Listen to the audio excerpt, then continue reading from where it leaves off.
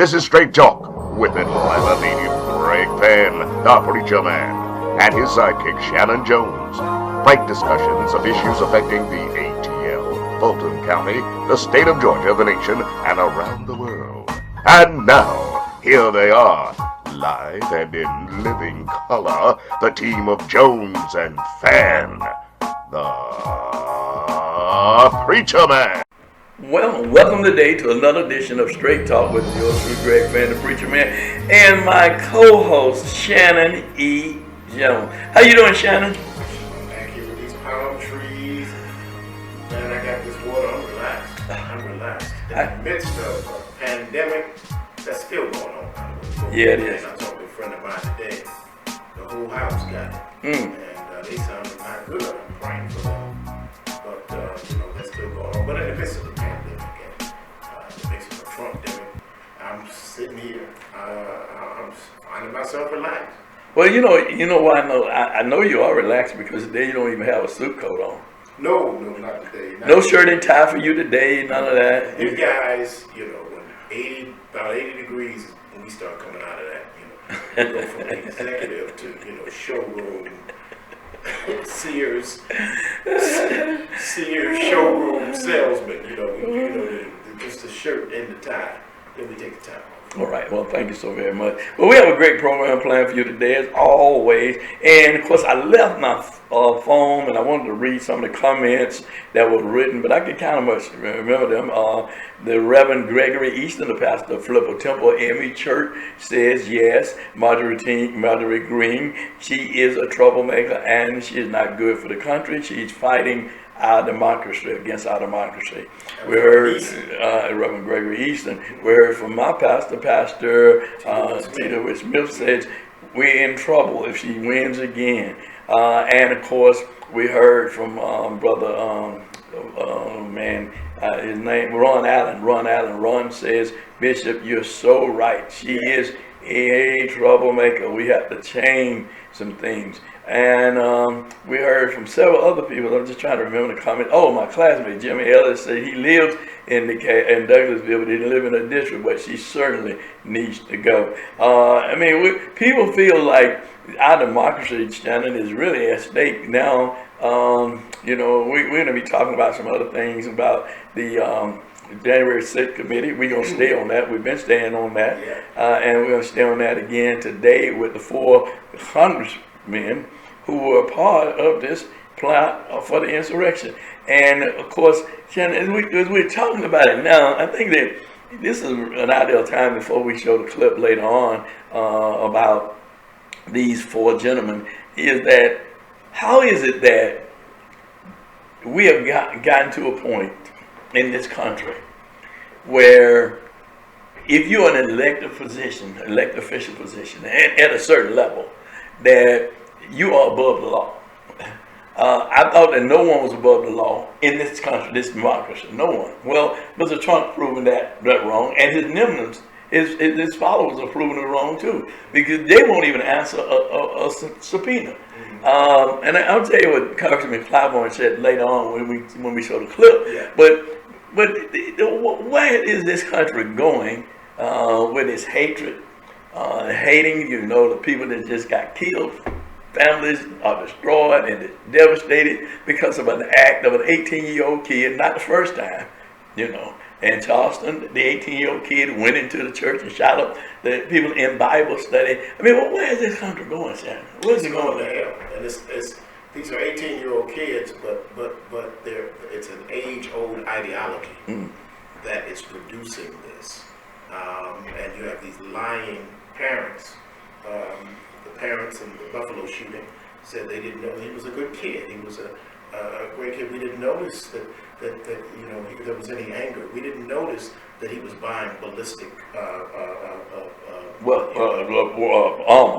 Yeah. We didn't notice. We did buy him his first assault rifles, but we didn't know that he was going to go and kill a bunch of black people with them. We just thought that he'd go out and shoot some cans or something like that. We didn't notice that, but that's one thing. That's one thing that he went in there and shot them. Right. But why he shot them, you didn't notice it because you're a part of the same white supremacy, privilege, white supremacy. And let me just unpack something here. Black man gets stopped by a car. Right. In his car, he gets killed.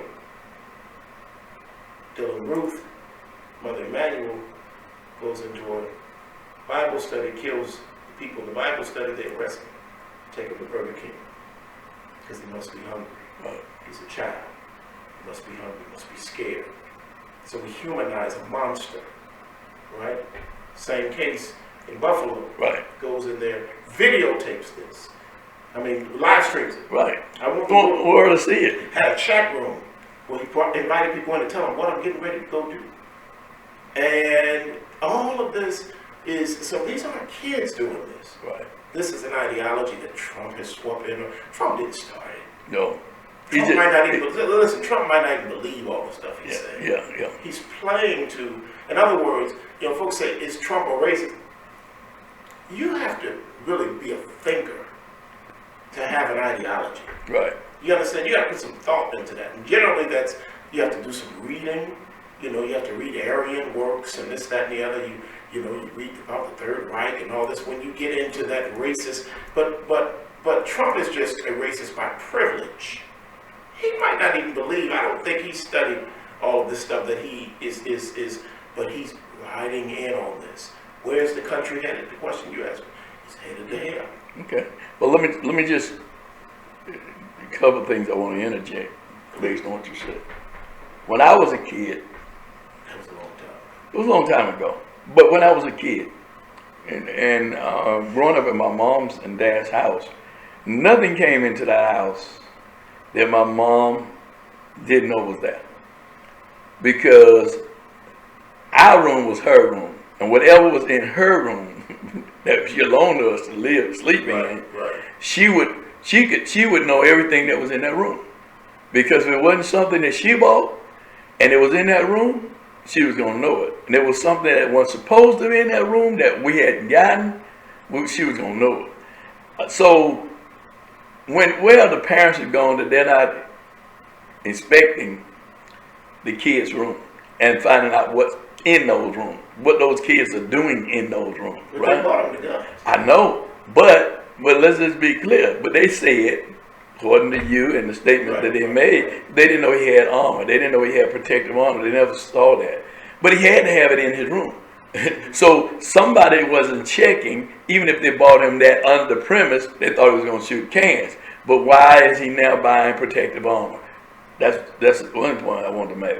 The other thing is, when we talk about the ideology of the white male, the superior race, here we have the evangelical Christians who supported Donald Trump to be the president of the United States after he had said that he had touched a woman in her crouch. They still supported him based on the fact of his supposedly family values message, which was a password for racism, right? Family value. If it's family value, why you run around grabbing women on their crowds? If you believe in family value, you had a wife, you had daughters, why you do that? But the evangelicals supported him, saying he supports family values. Hypocritical. So, but it was the white male evangelicals who supported Trump to be president of the United States. So let's just peel back the onion and look at what really is going on and what's really happening under the premise that he's a Christian. Well, a man is a Christian who holds up a Bible in front of a church upside down. I mean, come on. So, I mean, let's just call it what it is, because it is what it is. Paul said, let's go into the scripture. Paul says in chapter 28, the last few verses, 20, I think it was 29 and 30, 31, he talks about Isaiah and what Isaiah said as he was in Rome and in his final days. He said that many will have ears to hear and not hear because they don't have understanding. And many will have eyes to see and won't see because they're blind to what they see, because they don't want to deal with what they see. We have to be real and talk about what we see. and what it really is, and stop trying to sweep it under the rug, because racism is alive in this country. The John Wayne hero type is who they look up to. White rugged masculinity. Absolutely. So we got to be real about this thing. And just as a sidebar, when we have a black male teacher, Shannon, when we have a black male teacher who was revered by his students and then hit by a student after saving lives of students by finding guns, when we see all the killing going on with these guns now, after the governor has said everybody can get a gun, and he get your gun, we see it over and over again. Every day we hear shooting, killing, guns. All we hear now is guns. Wild, wild west. When we have a black male teacher who saved lives on that day, saved lives, teachers' lives, the janitors and the cooks and the kids, everybody who was in that building, he saved their lives on that day because he found those guns. And this kid disrespected a male teacher and hit him, and then he is recommended to be fired, then now suspended for 20 days, loses $9,000, now looking to be demoted to a lower paying position, has been demoted as a PE director, losing $20,000 a year, taking money out of his family's mouth. And when we say we need male teachers in school, how do you think men are going to want to go in school? Because they're not going to let a kid hit them. Men not going to do that. They're not going to do that. Too many women. And too many women. And so what we're doing is we have not looked at the situation, because what happens on the north side of Fulton County, it doesn't equate to the south side. But hold on now. Yeah. Looney is a lunatic. He's a lunatic. I'll let you talk about that. I'll let you talk about arrested in February of 2018 in the area of Knoxville, Tennessee, when he was a superintendent. A student was having a quote-unquote psychotic break. Well, let me say an alleged psychotic break. They called the police to the school. The superintendent, who is not on the list of mandated calls for an emergency like this, you call the ambulance, you call, they call emergency workers, this, that, and the other, you call the school counselor, the principal. You call the principal. The superintendent decides he's going to drive down to the school. Gets to the school, the mother is there. They're trying to deal with the daughter. The principal, the superintendent, sick of this and had enough of this, grabs the girl by the arm. The mother is trying to grab her daughter. He snatches the girl, takes her out of the room, down the hall, out the building, forces her in his car into his personal vehicle. The mother is protesting. He pushes the mother out of the way. Mother says she was assaulted. The daughter was assaulted. The Franklin County police have to stop the car, get the girl out of the car. They call an ambulance for the girl. The girl is transported to a hospital to have herself inspected. They arrest the superintendent for assault. And I don't know if it was kidnap or whatever else against her, or what other charges were. That's in February 2018. In April of 2018, the judge dismisses the case, lets him out. And then 2019, Fulton County Schools brings him here. This is a superintendent that has been arrested for something that Coach Kenneth Miller has not been arrested for. Right. And Coach Kenneth Miller has not been arrested for anything. The Professional Standards Commission cleared him. Said he did nothing wrong. This is the agency that overlooks the accreditation, all that. I mean, not the accreditation, but it overlooks the licenses of the teachers. Right. Make sure everything is compliant. That's no problem. Mr. Looney is a lunatic. Stands up and says, no. We have to do to him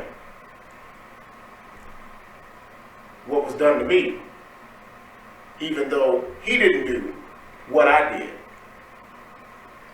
Mr. Looney will not so then he takes the brother, takes him off the trajectory of being a Principal. a principal, and bust him all the way down to a middle school PE teacher. Racism. You can't call anything.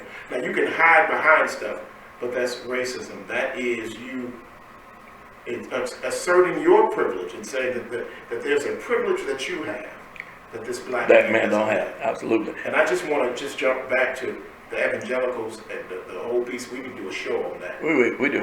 But the whole evangelical, the rugged racist masculinity, the grabbing by the P. Right. Okay. We know that the same people that are supporting Trump and his language are the same people that were Jimmy Swaggart, same people that were PTL Jim Baker. We never got anything on big guy Falwell, but his son, who became the president of the school, we know there was a big scandal with that. So there's a lot of hypocrisy there. So grabbing by the P becomes a part of a closeted part of that group. And we need to do a whole show. Well, we will. We will do something on that in the future, in the very near future, maybe even next week. But right now, what we're going to do is we're going to go and hear from Miss C with her news and information. If you like to be a part of the show, you want to be a host or a co-host or somebody we can have on the show. I don't want to find yet, but if you'd like to be on the show, we would love to have you and do an interview with you. Then the other thing is that you can write Miss C, and if you want to be on the show at Straight Talk News 1362@gmail.com, or you can email her and let her know if you got any new information. We shall certainly put it on. No, say it what you gonna say. News and information. If you got any news. News and information is Miss Johnson's wig don't fit right. Well, if you got any news, okay, all right then. If you got any news, send it to Miss C. How about that? Listen, here's Miss C. How you doing, Miss C? Hey, Miss C. Hi, Miss C here with your 3-minute or more news blast. Hey, Greg. Hey, Shanan. Hope y'all are doing well today. And I hope all of you out there are doing wonderful as well. Listen, I got a little news for you. The Atlanta NAACP is sponsoring a Juneteenth celebration of freedom on June 18th. The celebration begins at 10 a.m. with a parade beginning at East Point Commons, 2757 East Point Street in East Point. You're going to have a great time. There's going to be food, live DJ, talent show, water slides for kids, and a free concert with live bands. For more information, call 404-524-0580 or go online to eastpointcity.org. You can also send an email to vp2@naacp.org. The City of East Point will sponsor Wednesday Wind Down in the Point. That's Wednesday, May 25th from 5 to 9 p.m. And it's hosted by V103's The Big Tigger Morning Show.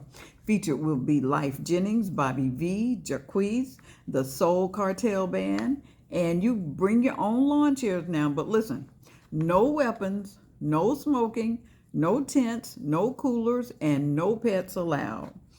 And it's going to be held at the Downtown Commons, 2714 East Point Street in East Point. You can get more information about Wednesday Wind Down in the Point by going online to eastpointcity.org. The event is free and open to the public, but you do need to wear a mask, and there will be food and beverage vendors on site for your enjoyment. Okay? Now listen, the Launch Out into the Deep Conference and Book Release Luncheon will be held July 14th at the Douglasville Convention Center. And you'll be hearing more about it in coming weeks. You can go online to baglady.com and get more details. Now listen, there are 4 things I'd like for you to do. And I'm not holding up 8 fingers, just that I have 4 fingers on each hand.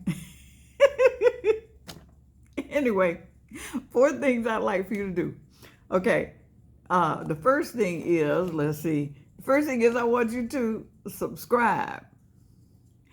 And the next thing I'd like for you to do is to like us. And the subscribe button is right there, and the like button is right there also.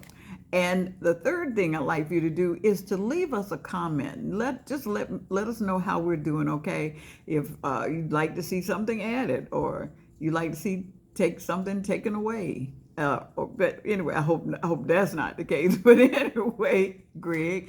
But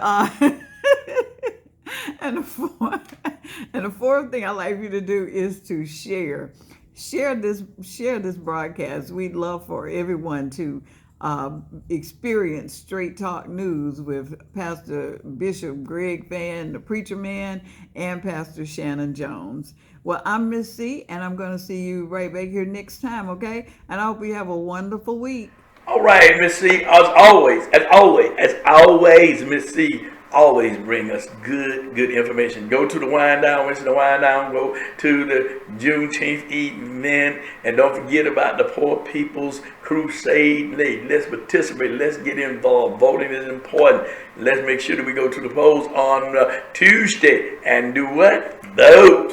All right. And people say my vote don't matter. You can see it does matter. It does matter, because if you don't vote, we may end up with some more than Elizabeth Marjorie Taylor Greene. What her name is? Is it Elizabeth Marjorie Taylor Greene? No, it's Marjorie Taylor Greene. Boy, you gonna give her that like I call it. What they call it, gold on the gold on. It's the demon dome. Yeah, the demon. The Trump demic, all of it. All of it. Listen, we're going to get ready now to go into this interview with Michael Steele, who used to be the chairman of the Republican National Party, right, committee, right? So he is going to talk about his own party and what's wrong with that party. And by the way, he is a black man. We'll be right back on the other side. Don't go anywhere after this interview with Dr. Steele. The House committee investigating January 6th has taken the extraordinary step of issuing subpoenas to 5 sitting members of Congress. All 5 are Republicans, and all 5 had previously declined to voluntarily appear before the committee. But before we get to what might or might not come of these subpoenas, let's just take a moment to remind you of why the committee might be so interested in hearing from these lawmakers specifically. Arizona Congressman Andy Biggs was named by an organizer of the Stop the Steele movement as one of the 3 members of Congress who helped plan the rally on January 6th. And reportedly, he was part of a group who attended a December 21st meeting at the White House about overturning the election results. Oh, yeah, and he reportedly sought a preemptive pardon from Donald Trump in the aftermath of January 6th.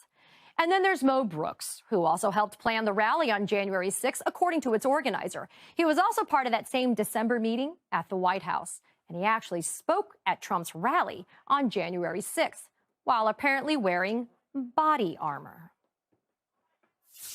Today is the day American patriots start taking down names and kicking ass.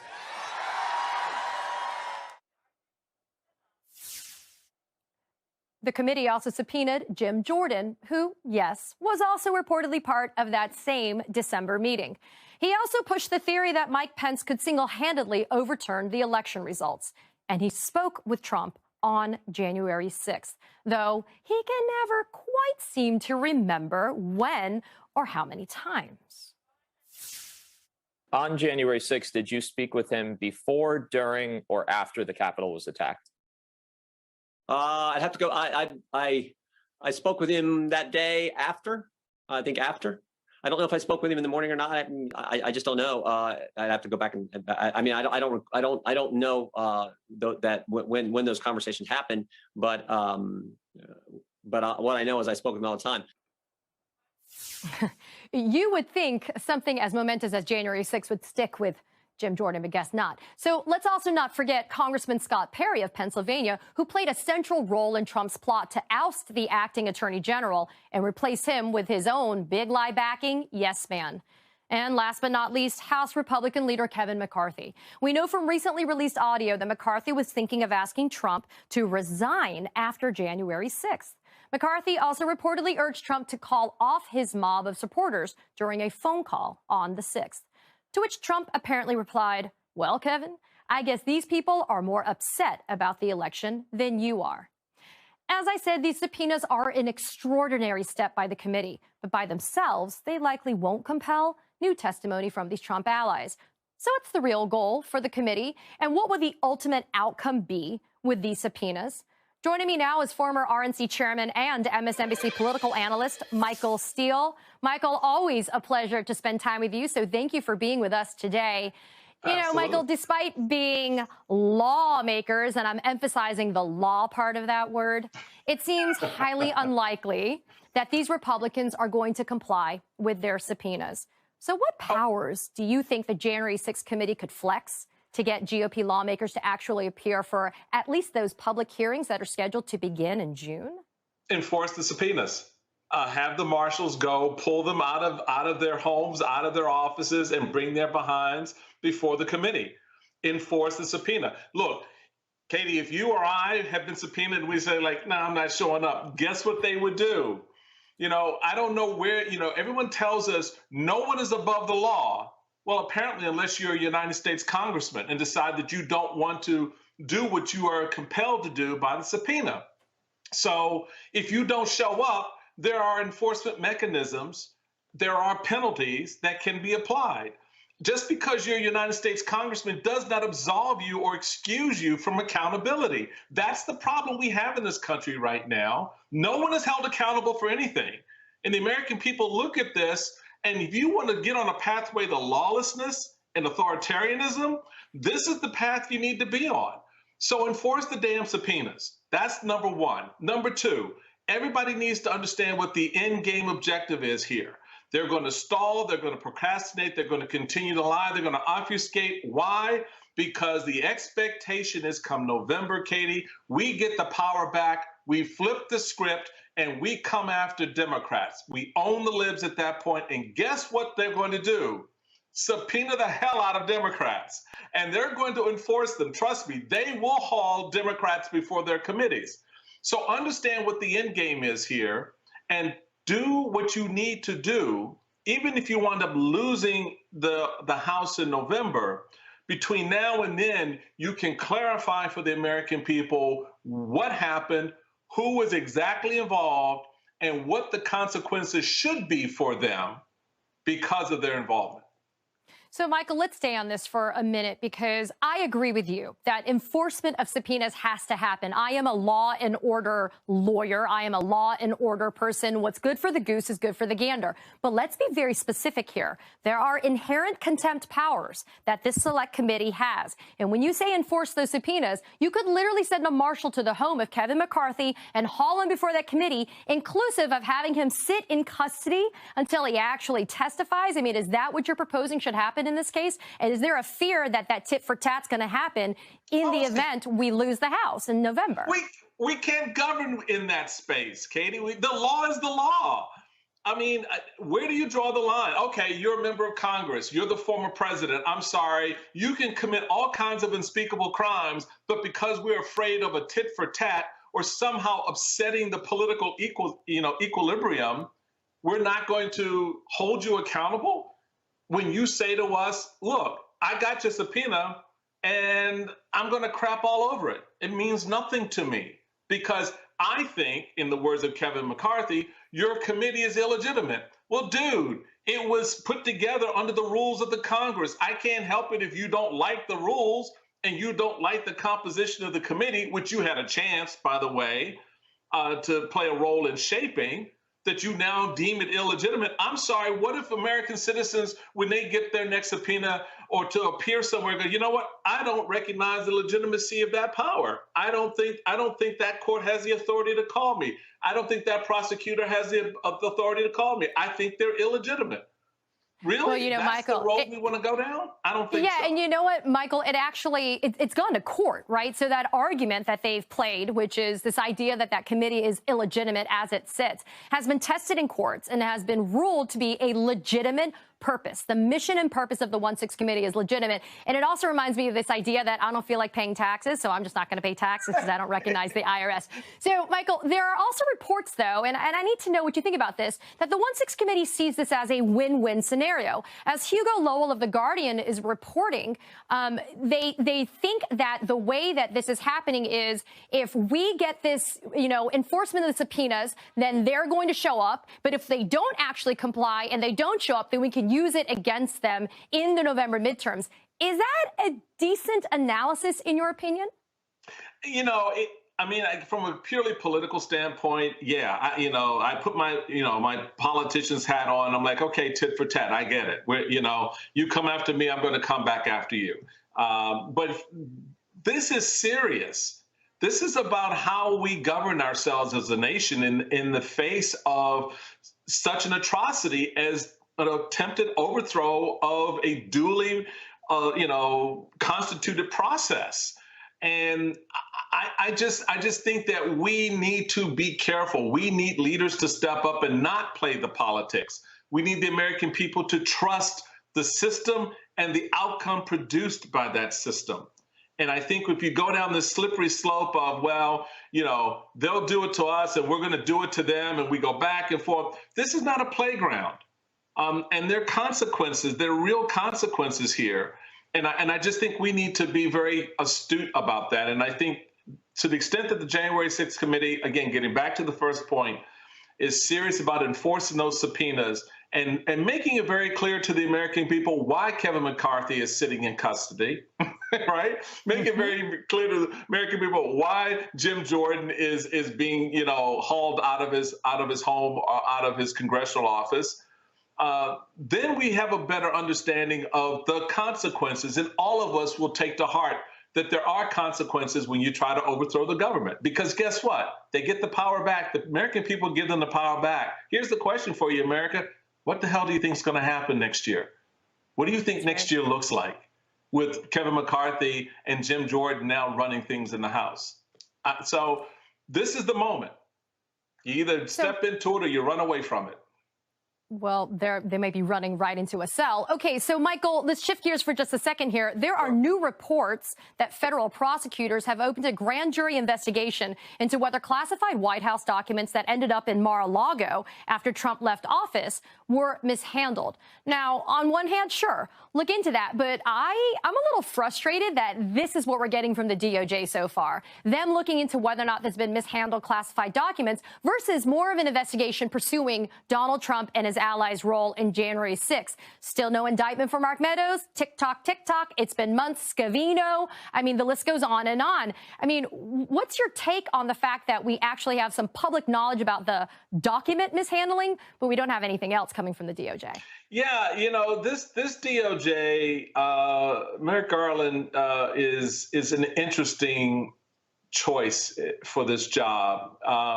You would think, Merrick Garland is, in my view, the kind of guy you put in place when, you just do every day, right? It's just everyday business. And there's nothing too exciting. You just kind of roll. You have some white collar crime here and an occasional politician who messes up over there.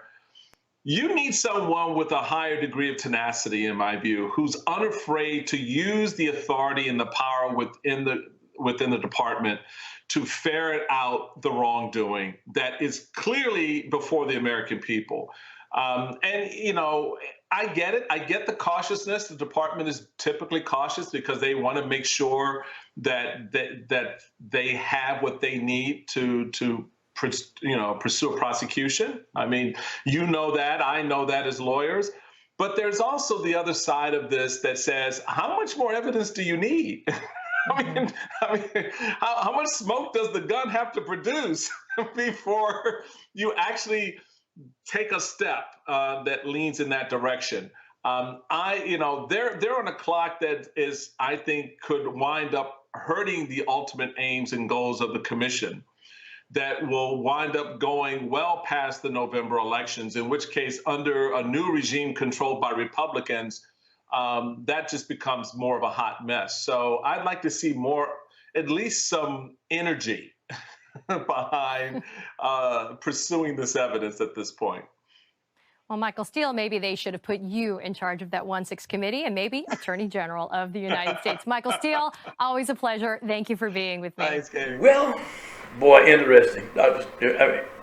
Mr. Steele, I said Dr. Steele, but he is really on point with this Republican Party and how they are destroying our democracy and what should happen to these congressional people if they don't go before this committee. So, it's awful. Where are we going? We're electing people with this two-party system. I've been saying that we need to do away with the two-party system. We need to have a system where people can vote for people who they think will best serve them. Because this two-party system is destroying our country, because what we have is people voting Democrat, they voting Republican, independents don't have hardly a snowball chance in HEL. But the reality of this two-party system is whether you believe in what the party wants, but if you want to stay elected, you got to cut down to what the party said we need to do. They all know. First of all, Lieutenant Governor Steele, first black Lieutenant Governor of the state of Maryland, first black to run the Republican National Committee. Real deal, Michael Steele. Real deal. Really standing up. And I can imagine the hate mail that he gets. But bottom line is you have to put ideology over party. Mm-hmm. You understand? Right. And you got to care about the Constitution and care about the country. And they know this stuff is wrong. They know, look, the last people who want Donald Trump on a ballot in 2024 is a Republican National Committee.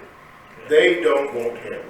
But unfortunately, as I listened to Msnbc the other day, I think it was Eugene Robinson, was it Eugene Robinson was on it.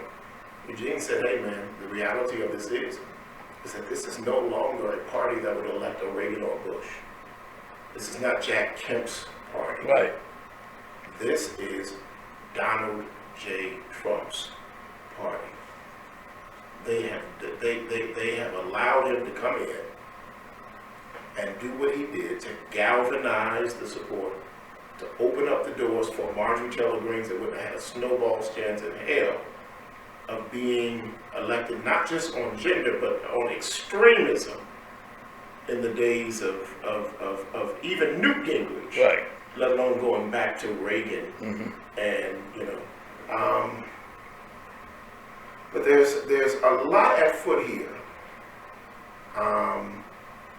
and as we look at this and we wrestle with this, and you would know this better than me, and I'm serious now. Right. I know you're serious. Is that you got some Nixon type stuff going on here. The ideology of a white male Republican leader in Nixon's day, and but Trump is not a Nixon. I think that we need to really make that really clear. Well, let me just say this: when you talk about Nixon, one of the things is that Nixon may have done what he did in terms of the Watergate and been a part of that, but let's talk about the person he was in terms of the Constitution and dealing with the principles of the Constitution. See, these people, that party that in the Republican Party, that federation set that you talked about, that Pence went to talk to, and as you see that Pence is now leaning toward even supporting Kemp, your Federalists. He's even supporting Kemp now over Purdue. So their party is divided. They're trying to figure their way out of the Trump mess and get back to that ideology of what the Republican Party is about. A conservative agenda. The conservative agenda.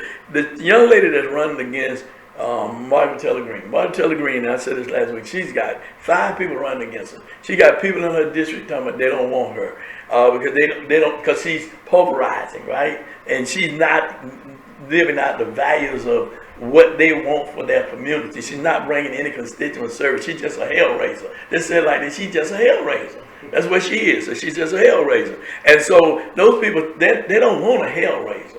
They want somebody up there that's going to be dealing with constituent services and doing things to make their lives better. See, that's what they've given over to. When you elect the ringmaster, you got to have the circus. Right.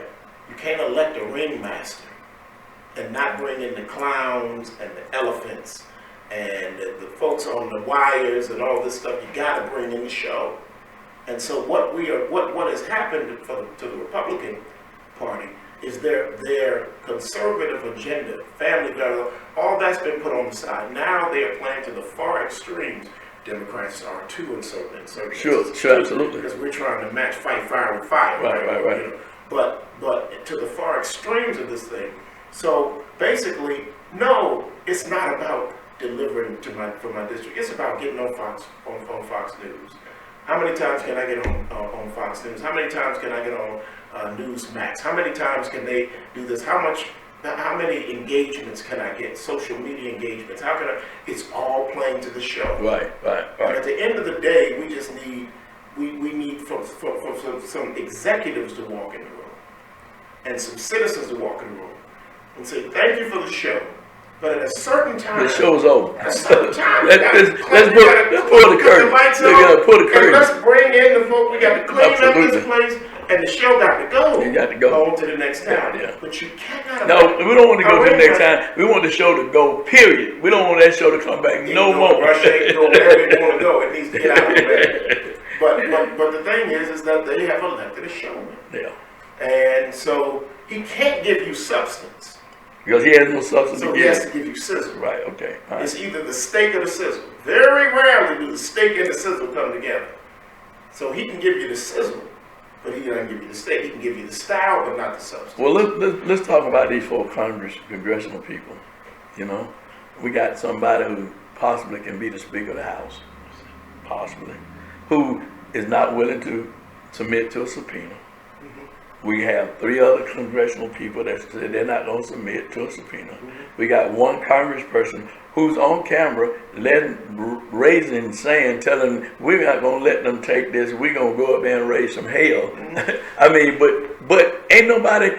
They said they're not going to testify. They're not going.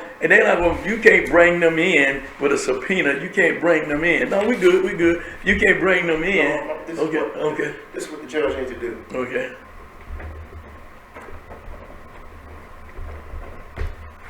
Sign his name. And sign his name. Lock him up and sign his name. They didn't show up? Yeah. Line him up. All right, lock him up. But you know, that's what Steele said. That's what he said. Lock him up. Send the federal marshals over there. Can't be the law and order party. Right.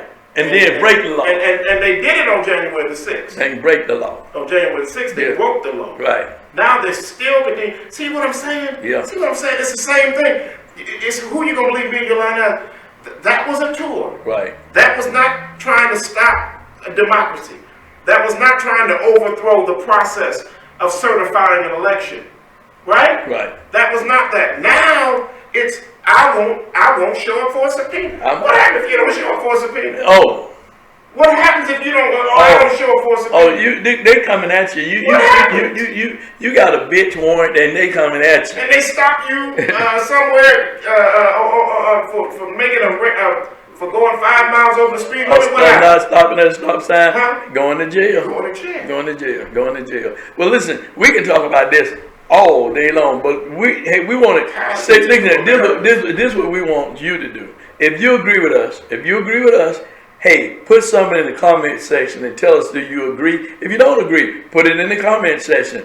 Right on, when you see the comments come up, comment section, like us, subscribe to us, and it's not going to cost you a dime to subscribe to our channel, put comments in, like us, and share with your YouTube family. This has been nothing but Straight Talk with yours truly, Greg Fann, the Preacher Man, and Shanan E. Jones. And if you'd like to be a guest on the show, all you have to do is just let Msnbc know in the Straight Talk News at gmail.com. If you have information that you want her to put out, information, good news, send it to Msnbc. And until next week, you've been in tune to nothing but what? Straight Talk!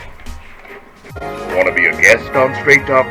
Email Greg Fann at FANN922 Comcast.net or call 404-308-0795. Join us again for another episode of Straight Talk with Shanan Jones and Greg Fann, the Preacher Man.